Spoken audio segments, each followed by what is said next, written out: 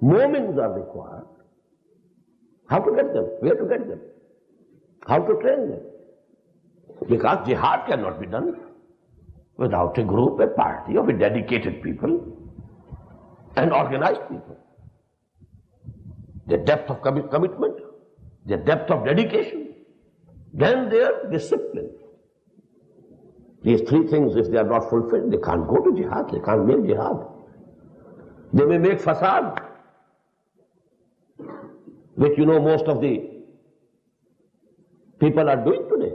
In the name of jihad, doing fasad. What is happening in Afghanistan today? The name of jihad, to it, a dishonor and disrepute has been brought. Jihad fi sabilillah. This is jihad fi sabilillah going on.